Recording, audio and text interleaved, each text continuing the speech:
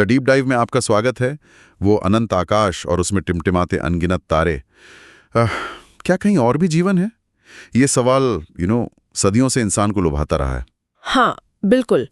और आजकल तो विज्ञान हमें इसके जवाब के शायद पहले से कहीं ज्यादा करीब ले जा रहा है, खासकर एक्सोप्लैनेट की खोज के साथ, है ना? एकदम।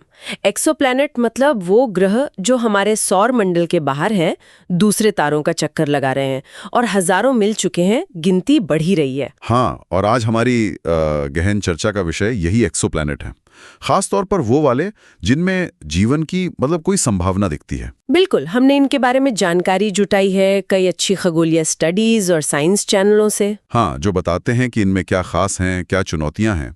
तो हमारा मकसद है इन दूर की दुनियाओं को समझना, जानना कि क्या चीज इन्हें रहने लायक बना सकती है और इस खोज में असल में दिक्कतें क्या हैं, भविष्य क्या है। तो चलिए इस ब्रह्मांडीय खोज में उतरते हैं। अच्छा, सबसे पहले किसी ग्रह को क्या कहते हैं, जीवन के लायक बनाता क्या है? अपने पास तो बस एक ही उदाहरण है, पृथ्वी। सही कहा। और पृथ्वी को देखें तो कुछ जरूरी चीजें हैं। पहली और शायद सबसे अहम है तरल पानी, लिक्विड वाटर। हाँ। पानी जैसा जीवन हम जानते हैं वो पानी पर ही निर्भर है। ये एक बेहतरीन सॉल्वेंट है जिसमें जीवन की जो केमिकल प्रक्रियाएं हैं वो हो सकती हैं। और पानी तरल रहे उसके लिए सही तापमान चाहिए। वो गोल्डीलॉक्स जोन वाली बात यहीं आती है। एकदम सही। इसे रहने योग्य क्षेत्र या हैबिटेबल जोन भी कहते हैं। ये किसी तारे के आसपास का वो एरिया है जहां टेम्परेचर ठीक वैसा हो कि ग्रह की सतह पर पानी न उबले न जमे। अच्छा। और ये जोन तारे पर निर्भर करता है। जैसे प्रॉक्सिमा सेंटोरी जैसे छोटे ठंडे लाल बौने तारे हैं तो उनके लिए ये जोन बहुत पास होगा। और हमारे सूर्य जैसे तारों के लिए? उनके लिए थोड़ा दूर। सीधी सी बात है, जैसा तारा वैसा जोन। ठीक है, पानी हो गया, सही तापमान हो गया, और एक सुरक्षा कवच वायुमंडल। बिल्कुल, एटमॉस्फेयर, ये बहुत जरूरी है। एक तो ये तापमान को स्टेबल रखने में मदद करता है। दूसरा, ये ग्रह को तारे से आने वाले खतरनाक रेडिएशन से बचाता है। और अगर पृथ्वी जैसा जीवन है तो भाई सांस लेने लायक गैसें भी तो चाहिए। हाँ, वो भी सही है। और साथ में जीवन पनपने के लिए एक ठोस चट्टानी सतह रॉकी कॉम्पोजिशन जरूरी मानी जाती है। और ग्रह की अपनी अंदरूनी हलचल जैसे मैग्नेटिक फील्ड वगैरह वो भी जरूरी है। हाँ, वो भी काफी महत्वपूर्ण हो सकता है। एक मजबूत मैग्नेटिक फील्ड ग्रह को सोलर विंड से बचाता है जो खतरनाक होती है, वायुमंडल को उड़ा सकती है। अच्छा। और ग्रह की जियोलॉजिकल एक्टिविटी जैसे ज्वालामुखी, प्लेट टेक्टोनिक्स, ये लंबे समय तक तापमान को कंट्रोल करने और न्यूट्रिएंट्स को रिसाइकिल करने में मदद कर सकते हैं। ये सब सुनकर तो लगता है शर्तें काफी कड़ी हैं, आसान नहीं है। हाँ, कड़ी तो है, लेकिन यहाँ ये समझना दिलचस्प है कि जरूरी नहीं कि रहने योग्य ग्रह बिल्कुल पृथ्वी जैसे ही दिखें, एकदम कार्बन कॉपी हो। अच्छा। हाँ, हो सकता है जीवन ऐसी परिस्थितियों में ढल जाए या पनप जाए जो हमारी कल्पना से भी परे हो। इसलिए वैज्ञानिक एक खुले दिमाग से खोज कर रहे हैं। चलिए अब कुछ ऐसे ग्रहों पर गौर करते हैं जिन्होंने वैज्ञानिकों का ध्यान खींचा है। और शुरुआत करते हैं हमारे सबसे करीबी पड़ोसी से, प्रॉक्सिमा सेंटोरी बी, सिर्फ 4.2 प्रकाश वर्ष दूर। ये तो सोचकर ही मजा आ जाता है। हाँ, इसकी नजदीकी से बहुत खास बनाती है। ये पृथ्वी से थोड़ा ही बड़ा है, द्रव्यमान 1.17 गुना है और माना जाता है कि चट्टानी है। और सबसे बड़ी बात, ये अपने तारे प्रॉक्सिमा सेंटोरी के रहने योग्य क्षेत्र में है। प्रॉक्सिमा सेंटोरी तो एक लाल बौना तारा है ना? हाँ, रेड ड्वार्फ। सुनने में तो ये एकदम परफेक्ट कैंडिडेट लगता है। संभावनाएं हैं पर चुनौतियां भी कम नहीं। एक बड़ी दिक्कत ये है कि ये शायद टाइडली लॉक्ड हो। टाइडली लॉक्ड मतलब इसका एक हिस्सा हमेशा तारे की तरफ रहता है और दूसरा हमेशा अंधेरे में। अरे, तो एक तरफ तो भट्टी जैसी गर्मी होगी और दूसरी तरफ एकदम जमा देने वाली ठंड। बिल्कुल, जीवन के लिए संतुलन बनाना बहुत मुश्किल। मौसम, हवाएं, सब कुछ बहुत अजीब होगा। हाँ, ये तो बड़ी चुनौती है। और दूसरी बड़ी समस्या है इसका तारा। प्रॉक्सिमा सेंटोरी छोटा जरूर है पर लाल बौने तारे अक्सर बहुत एक्टिव होते हैं, शक्तिशाली सोलर फ्लेयर्स फेंकते हैं, तेज एक्सरे रेडिएशन छोड़ते हैं जो ग्रह के वायुमंडल को तबाह कर सकते हैं या सतह को रहने लायक नहीं छोड़ेंगे। बिल्कुल, और हमें अभी पक्का पता भी नहीं है कि इसका स्थिर वायुमंडल है भी या नहीं। ऊपर से ही अपने तारे का चक्कर भी बहुत तेजी से लगाता है, सिर्फ 11 पृथ्वी दिनों में। तो नजदीकी सब कुछ नहीं है। प्रॉक्सिमा बी की अपनी मुश्किलें हैं, तो शायद थोड़ा दूर देखना चाहिए। जैसे केपलर 186f ये पहला पृथ्वी के साइज का ग्रह था जो किसी दूसरे तारे के रहने योग्य क्षेत्र में मिला था। हाँ, केपलर 186f ये हमसे करीब 490 प्रकाश वर्ष दूर है, पृथ्वी से बस 10% बड़ा है और लगभग पक्का है कि चट्टानी है। अच्छा, ये भी एक लाल बौने तारे का चक्कर लगाता है, पर शायद प्रॉक्सिमा सेंटोरी से थोड़ा शांत तारा है, लेकिन इसे अपने तारे से पृथ्वी के मुकाबले काफी कम रोशनी मिलती है। कितनी कम, अंदाजा है कुछ? अंदाजा लगाइए, शायद उतनी ही जितनी हमें पृथ्वी पर सूरज डूबने के 1 घंटे बाद मिलती है। ओह, मतलब वहां हमेशा धुंधलका सा रहता होगा। इसका पर्यावरण पर क्या असर पड़ेगा? बहुत संभव है। कम रोशनी मतलब कम गर्मी, तो सतह शायद जमी हुई हो सकती है। तो फिर जीवन कैसे? देखिए, उम्मीदें खत्म नहीं होती। हो सकता है इसका वायुमंडल बहुत घना हो जो गर्मी को रोक ले, या फिर मोटी बर्फ की चादर के नीचे जमीन की गर्मी से पिघला हुआ पानी हो, जैसे हमारे यहाँ अंटार्कटिका की झीलों में। कुछ वैसा ही। लेकिन इसका ये भी मतलब है कि वहां फोटोसिंथेसिस जैसा हम जानते हैं वो शायद मुमकिन न हो, या जीवन को ऊर्जा बनाने के लिए कोई और तरीका निकालना पड़ा हो। ठीक है, अब उस सिस्टम की बात करते हैं जिसने सबको हैरान कर दिया था, ट्रैपिस्ट-1। एक ही तारे के चारों ओर पृथ्वी के साइज के 7 चट्टानी ग्रह। ये तो कमाल है, और ये हमसे 39 प्रकाश वर्ष दूर है। ट्रैपिस्ट-1 सिस्टम वाकई मतलब असाधारण है। इनमें से कम 3 ग्रह E, F और G अपने तारे के रहने योग्य क्षेत्र में हैं। तारा बहुत ठंडा लाल बौना है। और खास तौर पे ट्रैपिस्ट-1e पर सबकी नजर है। हाँ बिल्कुल, ट्रैपिस्ट-1e साइज और डेंसिटी में पृथ्वी के काफी करीब है, और इसे अपने तारे से उतनी ही ऊर्जा मिलती है जितनी पृथ्वी को सूर्य से। तो क्या ये उन ग्रहों में से है जहां जीवन मिलने की उम्मीद सबसे ज्यादा है? संभावनाओं के हिसाब से देखें तो ये टॉप उम्मीदवारों में है। लगता है कि यहाँ स्थिर वायुमंडल और सतह पर तरल पानी होने की अच्छी खासी संभावना है। इसीलिए जेम्स वेब टेलीस्कोप इसे देख रहा है। हाँ, JWST के लिए ये एक प्रमुख टारगेट है। वैज्ञानिक इसके वायुमंडल का विश्लेषण करेंगे, जीवन के रासायनिक संकेत मतलब बायोसिग्नेचर्स ढूंढेंगे। बायोसिग्नेचर्स? हाँ, जैसे ऑक्सीजन, मीथेन या कोई और गैस जिसका स्रोत शायद बायोलॉजिकल हो। और एक ही सिस्टम में इतने सारे संभावित रहने योग्य ग्रहों का मिलना ये भी दिखाता है कि ऐसे ग्रह शायद ब्रह्मांड में काफी आम हों। हमने लाल बौनों के ग्रहों की बात की, पर हमारे सूर्य जैसे तारों का क्या? यहाँ आता है केपलर 452b, जिसे कभी कभी पृथ्वी का चचेरा भाई भी कहते हैं। ये 1400 प्रकाश वर्ष दूर है। हाँ, केपलर 452b इसलिए खास है क्योंकि ये हमारे सूर्य जैसे G टाइप तारे का चक्कर लगाता है और उसके रहने योग्य क्षेत्र में है। लेकिन ये पृथ्वी से काफी बड़ा है ना? सुपर अर्थ। हाँ, करीब 60% बड़ा है। और एक और दिलचस्प बात यह है कि ये ग्रह पृथ्वी से काफी पुराना है, करीब 6.5 अरब साल का। हमारी पृथ्वी तो 4.5 अरब साल की है। ज्यादा उम्र, इसका क्या मतलब है? क्या इससे जीवन की संभावना बढ़ती है? ये थोड़ा पेचीदा सवाल है। एक तरफ सोचे तो ज्यादा उम्र का मतलब है कि अगर सही परिस्थितियां बनी तो जीवन को विकसित होने के लिए, शायद कॉम्प्लेक्स बनने के लिए भी ज्यादा समय मिला होगा। हाँ, ये तो लॉजिकल लगता है। लेकिन दूसरी तरफ तारे भी बूढ़े होते हैं, और जैसे जैसे तारे बूढ़े होते हैं वो ज्यादा गर्म और चमकदार हो जाते हैं, तो रहने योग्य क्षेत्र बाहर की तरफ खिसक जाता है। तो हो सकता है केपलर 452b अब बहुत गर्म हो गया हो, शुक्र ग्रह की तरह। हाँ, ये एक संभावना है कि वो रनअवे ग्रीन हाउस इफेक्ट का शिकार हो चुका हो, और क्योंकि ये बहुत दूर है, इसका ठीक से अध्ययन करना फिलहाल बहुत मुश्किल है। ठीक है, चलिए एक और सुपर अर्थ देखते हैं, LHS 1140b। ये 41 प्रकाश वर्ष दूर है। इसके बारे में भी काफी बातें हुई हैं। LHS 1140b भी एक लाल बौने तारे के रहने योग्य क्षेत्र में है।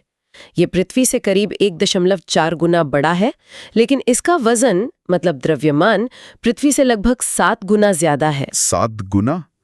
ये तो बहुत भारी हुआ। इसका क्या मतलब है? ये बहुत सघन ग्रह है, और इसका ज्यादा घनत्व और गुरुत्वाकर्षण शायद ये बताता है कि ये अपने तारे के रेडिएशन के बावजूद एक घना, सुरक्षा देने वाला वायुमंडल बनाए रख सकता है। अच्छा, तो ये लाल बौनों वाली दिक्कतें झेल सकता है? शायद ज्यादा बेहतर तरीके से। हालांकि इसकी सतह पर ग्रेविटी पृथ्वी से 3 गुना से भी ज्यादा होगी, जो हमारे जैसे जीवन के लिए शायद ठीक न हो। JWST इसके वायुमंडल में भी पानी और दूसरे अणुओं की तलाश करेगा। ये सब सुनकर एक सवाल मन में आता है, क्या कोई ग्रह पृथ्वी से भी बेहतर हो सकता है जीवन के लिए? क्या ये सुपर हैबिटेबल ग्रहों वाली बात सच हो सकती है? ये एक बहुत ही दिलचस्प आइडिया है, सुपर हैबिटेबल ग्रह। कॉन्सेप्ट ये है कि हाँ, शायद ऐसे ग्रह हों जो जीवन के पनपने और उसमें विविधता आने के लिए पृथ्वी से भी ज्यादा अच्छे हों। कैसे? मतलब क्या चीज उन्हें बेहतर बनाएगी? सोचा गया है कि ऐसे ग्रह शायद पृथ्वी से थोड़े बड़े हों, मान लीजिए 1.3 गुना आकार, 2 गुना द्रव्यमान तक। इससे उनमें ज्यादा जियोलॉजिकल एक्टिविटी होगी, वो एक मोटा वायुमंडल और मजबूत मैग्नेटिक फील्ड बनाए रख पाएंगे। और उनका मौसम शायद ज्यादा अच्छा? शायद थोड़ा ज्यादा गर्म और नम, ज्यादा उथले समुद्र हों जो बायोडाइवर्सिटी को बढ़ावा दें। और सबसे जरूरी, वे शायद के टाइप तारों का चक्कर लगाते हों, नारंगी बौने। के टाइप तारे हैं, वो क्यों? क्योंकि ये तारे हमारे सूर्य जो जी टाइप है से थोड़े छोटे और ठंडे होते हैं, लेकिन इनकी उम्र बहुत लंबी होती है, 20 से 70 अरब साल तक, जबकि सूर्य की कुल उम्र लगभग 10 अरब साल है। ओह, तो लंबी उम्र का फायदा, जटिल जीवन को विकसित होने के लिए बहुत ज्यादा वक्त। बिल्कुल। पृथ्वी पर कॉम्प्लेक्स जीवन को उभरने में ही करीब 4 अरब साल लग गए। सोचिए अगर किसी ग्रह को इससे कई गुना ज्यादा वक्त मिले। वैज्ञानिकों ने ऐसे करीब 24 सुपर हैबिटेबल उम्मीदवारों की पहचान की है, पर वो सब हमसे 100 प्रकाश वर्ष से ज्यादा दूर हैं। अच्छा, कुछ और ग्रहों का जिक्र भी कर लेते हैं जो काफी चर्चा में रहे हैं, जैसे K2-18b। इसके बारे में तो काफी खबरें थी। हाँ, K2-18b ये 110 प्रकाश वर्ष दूर है। ये एक सुपर अर्थ है और इसने खगोलविदों को बहुत उत्साहित किया था, क्योंकि हबल टेलीस्कोप ने इसके वायुमंडल में जल वाष्प के साफ संकेत पाए थे, वाटर वेपर। अरे वाह, रहने योग्य क्षेत्र के ग्रह के वायुमंडल में पानी। हाँ, ये पहली बार था। इससे ये एक संभावित वाटर वर्ल्ड या हाइसियन प्लैनेट का उम्मीदवार बन गया। मतलब गर्म पानी से ढकी दुनिया जिसके नीचे महासागर और हाइड्रोजन रिच वायुमंडल हो। JWST इसका और डिटेल में अध्ययन कर रहा है। और हमारे पड़ोस में टाउ सेटी सिस्टम, वो तो सिर्फ 12 प्रकाश वर्ष दूर है। टाउ सेटी, हाँ, ये हमारे सूर्य जैसा ही तारा है और बहुत पास है। इसके आसपास कम से कम 2 सुपर अर्थ उम्मीदवार टाउ सेटी E और F होने के संकेत मिले हैं। क्या वो रहने योग्य क्षेत्र में है? शायद रहने योग्य क्षेत्र के किनारों पर। उनकी असल स्थिति उनके वायुमंडल पर निर्भर करेगी। E शायद बहुत गर्म हो, शुक्र जैसा, और F को रहने लायक होने के लिए एक मोटे गर्मी रोकने वाले एटमॉस्फेयर की जरूरत होगी। नजदीकी इसे भविष्य के लिए बहुत महत्वपूर्ण बनाती है। ये तो हुई रहने योग्य ग्रहों की बात, लेकिन ब्रह्मांड में कुछ बहुत ही अजीबोगरीब ग्रह भी मिले हैं ना, जो हमें दिखाते हैं कि ग्रहों की दुनिया कितनी विविध हो सकती है। हाँ, कुछ उदाहरण तो वाकई हैरान करने वाले हैं, जैसे ग्लीज 504b, एक गैस जाइंट जिसका रंग चमकीला गुलाबी या मैजेंटा जैसा है। गुलाबी ग्रह? हाँ, या फिर J1407b, जिसके चारों ओर शनि से सैकड़ों गुना बड़े छल्ले हैं, एक तरह का सुपर सैटर्न। और वो ग्रह जिस पर लोहे की बारिश होती है, सुना था मैंने। हाँ, वो है WASP 76b। ये अपने तारे के इतने करीब है और टाइडली लॉक्ड है कि दिन वाले हिस्से में तापमान इतना ज्यादा होता है, करीब 2400 डिग्री सेल्सियस, कि लोहा पिघलकर भाप बन जाता है। लोहा भाप बन जाता है, वाले हिस्से में ले जाती हैं, जहां ये कंडेंस होकर संघनित होकर तरल लोहे की बूंदों के रूप में बरसता है। ये तो अविश्वसनीय है। लोहे की बारिश? और क्या हीरे के ग्रह भी होते हैं? 55 कैंक्री E एक ऐसा ही उम्मीदवार है। सुपर अर्थ है, कार्बन से भरपूर, बहुत ज्यादा दबाव और तापमान झेलता है। माना जाता है कि इसका एक बड़ा हिस्सा क्रिस्टलीय कार्बन यानी हीरे का बना हो सकता है। वाह! और वो ग्रह जो अकेले घूमते हैं, बिना तारे के, दुष्ट ग्रह। हाँ, रोग प्लैनेट्स। ऐसे ग्रह भी खोजे गए हैं जो किसी तारे का चक्कर नहीं लगाते, अकेले ही अंतरिक्ष में भटक रहे हैं। सिम्प J13656.5 + 093347 ऐसा ही एक बृहस्पति के साइज का ग्रह है। और दिलचस्प बात यह है कि इसका अपना शक्तिशाली मैग्नेटिक फील्ड और ऑरोरा भी है। बिना तारे के ऑरोरा? हाँ, ये सारे उदाहरण दिखाते हैं कि ग्रह कैसे कैसे बन सकते हैं, कितने अलग अलग तरीकों से विकसित हो सकते हैं। ब्रह्मांड की विविधता कमाल की है। ये सब जानना अद्भुत है, लेकिन इन ग्रहों को खोजना, इनका अध्ययन करना कितना मुश्किल काम होगा ये? बेहद मुश्किल। सबसे बड़ी चुनौती तो दूरी है। लाइट ईयर सुनने में छोटा लगता है, पर ये खरबों किलोमीटर होते हैं। हाँ, बहुत ज्यादा दूर। इन ग्रहों को सीधे देखना, मतलब टेलीस्कोप से उनकी तस्वीर लेना, लगभग नामुमकिन है, क्योंकि ये अपने तारों के मुकाबले बहुत ही धुंधले होते हैं। तो फिर हम इन्हें खोजते कैसे हैं, अगर देख नहीं सकते तो? हम ज्यादातर इनडायरेक्ट तरीके इस्तेमाल करते हैं, अप्रत्यक्ष। सबसे कामयाब तरीका है ट्रांजिट विधि। ट्रांजिट विधि? हाँ, इसमें हम किसी तारे की चमक पर लगातार नजर रखते हैं। अगर कोई ग्रह उसके सामने से गुजरता है तो तारे की रोशनी थोड़ी सी कम हो जाती है, एक नियमित अंतराल पर। इस कमी को हम माप सकते हैं। अच्छा, जैसे ग्रहण लगता है वैसे? बिल्कुल वैसा ही, पर बहुत छोटे स्केल पर। दूसरा तरीका है रेडियल वेलोसिटी या वॉबल विधि। इसमें हम देखते हैं कि क्या तारा अपनी जगह पर थोड़ा डोल रहा है, मतलब वॉबल कर रहा है। तारा क्यों डोलेगा? ग्रह के गुरुत्वाकर्षण की वजह से। जैसे ग्रह तारे का चक्कर लगाता है, वो तारे को भी हल्का सा अपनी तरफ खींचता है। इस डोलने की गति से हम ग्रह के वजन, मतलब द्रव्यमान, का अंदाजा लगा सकते हैं। काफी चालाकी भरे तरीके हैं। है तो। और फिर लाल बौने तारों के ग्रहों के साथ वो खास दिक्कतें हैं ही, टाइडल लॉकिंग, सोलर फ्लेयर्स। और जाहिर है इन तक पहुंचना, वो तो अभी साइंस फिक्शन ही लगता है। बिल्कुल। प्रॉक्सिमा सेंटोरी बी जो सबसे पास है, वहां तक पहुंचने में भी हमारे आज के सबसे तेज स्पेसक्राफ्ट को हजारों साल लगेंगे। कुछ कहते हैं 1 लाख साल से भी ज्यादा। तो यात्रा तो फिलहाल संभव नहीं है। तो भविष्य में क्या उम्मीदें हैं? क्या हम कभी इन दुनियाओं के राज खोल पाएंगे? उम्मीदें काफी हद तक James Webb space telescope JWST पर टिकी हैं। ये टेलीस्कोप कमाल का है। ये अभूतपूर्व डिटेल में इन ग्रहों के वायुमंडल का विश्लेषण कर सकता है।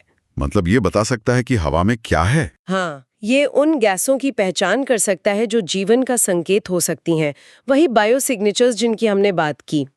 ये बता सकता है कि ग्रह पर पानी है या नहीं, तापमान कैसा है, बादल हैं या नहीं, बहुत कुछ। और क्या कभी तारों के बीच यात्रा, वो वार्प ड्राइव वगैरह जैसी चीजें हैं? वार्प ड्राइव जैसे अल्कोबेरे ड्राइव का सिद्धांत है, वो अभी पूरी तरह से थ्योरेटिकल फिजिक्स है, मतलब काल्पनिक भौतिकी के दायरे में। अच्छा। ये स्पेस टाइम को ही मोड़ने के आइडिया पर आधारित है, जिससे सिद्धांत में प्रकाश से तेज यात्रा हो सके। पर इसके लिए जैसी ऊर्जा चाहिए, शायद नेगेटिव एनर्जी, और जो तकनीक चाहिए, वो हमारी समझ और क्षमता से बहुत दूर है। मतलब अभी तो सपना ही है। फिर भी क्या कोई लंबी अवधि की योजना है इंटरस्टेलर मिशन की? नासा ने एक बहुत महत्वाकांक्षी लक्ष्य रखा है 2069 तक। ये अपोलो 11 की चांद पर लैंडिंग की 100वीं सालगिरह होगी। तब तक पहला इंटरस्टेलर मिशन भेजने की दिशा में काम करना। 2069? हाँ। पर इसके लिए जो प्रोपल्शन तकनीक, मतलब यान को चलाने की तकनीक चाहिए, वो अभी है नहीं। शायद लेजर से चलने वाली छोटे प्रोब हों या नई पीढ़ी के परमाणु इंजन, ऐसे विचारों पर काम हो रहा है, पर सब शुरुआती चरण में है। तो आज हमने एक्सोप्लैनेट की इस अविश्वसनीय दुनिया की एक तरह से सैर की। प्रॉक्सिमा बी जैसे करीबी पड़ोसियों से लेकर केपलर 452b जैसे दूर के चचेरे भाइयों तक, और ट्रैपिस्ट 1 जैसे पूरे ग्रहों के परिवारों तक। संभावनाएं सचमुच हैरान करती हैं। हाँ, हमने समझा कि किसी ग्रह को रहने योग्य क्या चीज बनाती है और इसमें कितनी विविधता हो सकती है। शायद जीवन गोल्डीलॉक्स जोन के बाहर भी संभव हो, बर्फीले ग्रहों के महासागरों में, या बिल्कुल अलग केमिस्ट्री के साथ। हमने इन दूर की दुनियाओं के अध्ययन की विशाल चुनौतियों को भी जाना, लेकिन साथ ही JWST जैसी तकनीकों से मिलने वाली नई उम्मीदों को भी देखा। बिल्कुल। ये खोज सिर्फ ग्रहों के बारे में नहीं है, ये हमें ब्रह्मांड में हमारे अपने वजूद पर, हमारी जगह पर सोचने को मजबूर करती है। और यहीं एक गहरा सवाल उठता है। देखिए, अरबों खरबों ग्रह हैं, रहने योग्य मानी जाने वाली अनगिनत परिस्थितियां हैं, जिनमें से कई पृथ्वी से बहुत अलग हो सकती हैं। तो क्या ये मान लेना ठीक नहीं कि कहीं ना कहीं साधारण, मतलब माइक्रोबियल जीवन जैसा कुछ मिलना लगभग तय है? ये तो सोचने वाली बात है। तो क्या असली चुनौती, असली सवाल ये पता लगाना है कि क्या जटिल जीवन या शायद बुद्धिमान जीवन भी कहीं और विकसित हुआ है? ये वो सवाल है जो शायद आने वाली पीढ़ियों की खोज को दिशा देगा। इस पर जरूर सोचिएगा। वाकई सोचने के लिए एक बहुत बड़ा फलक छोड़ दिया है आपने। आज की इस बेहतरीन चर्चा के लिए आपका बहुत बहुत धन्यवाद। शुक्रिया। अगली बार फिर मिलेंगे एक और विषय की गहराइयों में उतरने के लिए।